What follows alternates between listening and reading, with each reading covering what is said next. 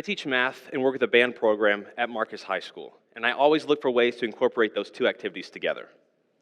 Tonight, I'm excited about this presentation as I use a mathematical explanation to a musical decision. The name of this talk is A Musician's Paradox because I asked a group of students to go against their instincts and instructions they've heard for many years about playing in a group in order to perform F. Michael Combs' ensemble, Antiphon. I have a group of percussionists that are going to play an exercise on these 5 snare drums so you can get an example of what it's like in a normal performance setting. I want you to remember what this sounds like because I'll ask you to compare it to something you hear later.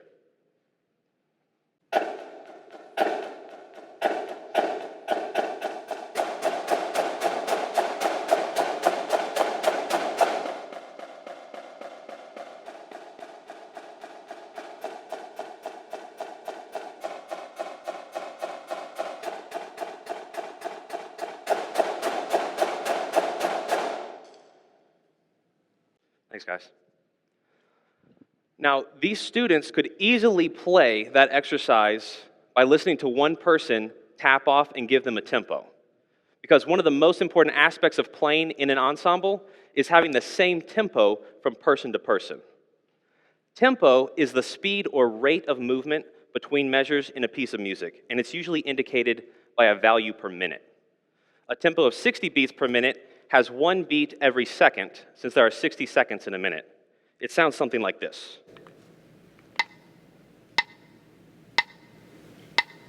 A tempo of 120 beats per minute is twice as fast, producing 2 beats every second.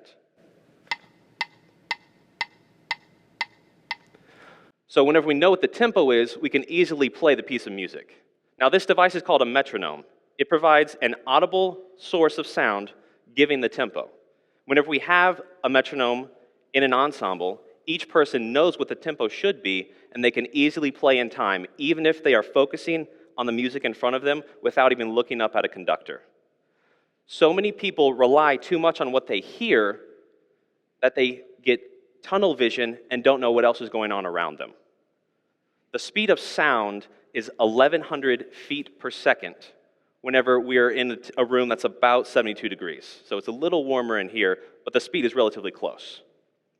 At that distance, sound travels a mile in a little less than 5 seconds. And to most people, that seems relatively fast, so they don't think of a delay happening between what they hear and what they see. That may be true for some instances, like watching me speak from the stage or viewing a movie or TV from across the room. But as we increase the distance, that's where we see something that is more of a delay or not happening exactly in time. First, we think about sound as traveling in waves. Like if you throw a rock in a pond, we have waves rippling out. Here, a megaphone is producing sound that's sending sound waves in all directions. The speed of those waves depends on the material the sound is going through and the temperature. The material that we'll be talking about today is just air inside of a room like this. We're going to look at examples of sound traveling at different speeds based on the distance. So I'm going to show you some clips of a car door slamming, and I want you to see if you notice any delay between when you hear the door slam and when you see it on the video.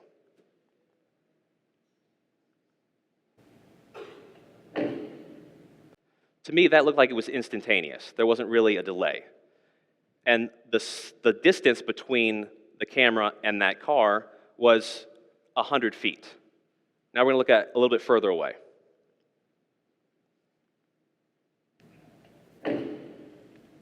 Still seemed pretty close, right? You couldn't see a delay.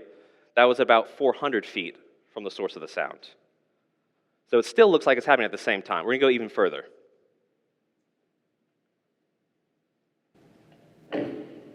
There, I think everyone saw somewhat of a delay. As you can see it happening, and then you hear it just a little bit later. We're going to go even further now. That was clearly a delay, and that was at over 1,200 feet from the source of the sound.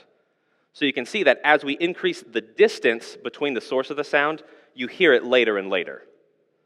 So applying that to a percussion ensemble setting, most ensembles are performed where the musicians are standing right next to each other. So the sound is happening almost simultaneously, so they don't really notice a delay. So I chose to create an innovative ensemble experience by spreading the musicians further and further apart. By doing that, we pushed some musicians almost 100 feet away from each other in the auditorium of the high school. So we look here, musician 1 and musician 7 are over 100 feet away. And in this setting here, that's Jonathan on the snare drum with musician 1, and musician 7 is Brandon back there on the timpani. So if Jonathan played a note, like we were starting up here on the snare drums, and everyone else played by listening to that sound, they would hear at slightly delayed times going across the auditorium. If a musician played based on what they heard, and they added their sound wave to that, we get more waves coming together that are jumbled and would not provide an interesting experience for the ensemble or the audience. So what we have to do is think about what does the musician hear and what can we do to get them to play in time instead of listening to someone else. But I want to give you an example of what Brandon would hear if everybody played off of Jonathan's one beat. So using the car door slamming as an example, Brandon would hear these 8 different sounds if everybody was listening for tempo.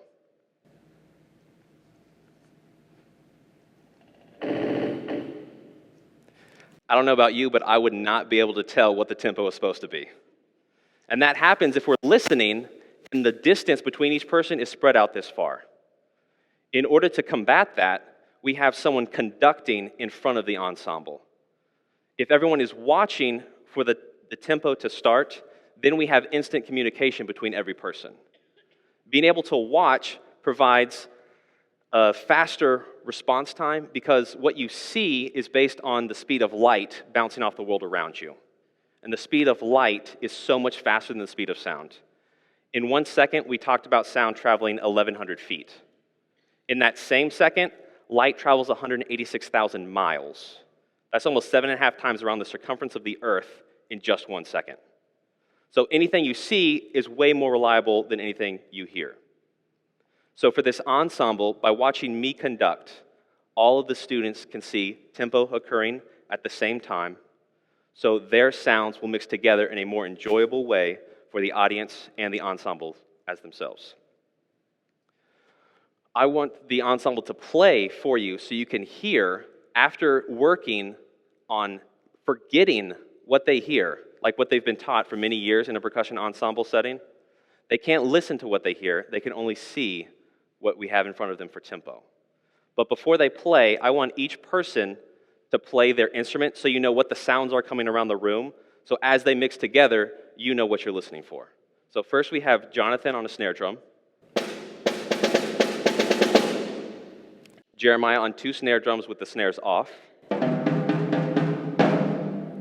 Braden on 2 toms, Alec playing some timpani,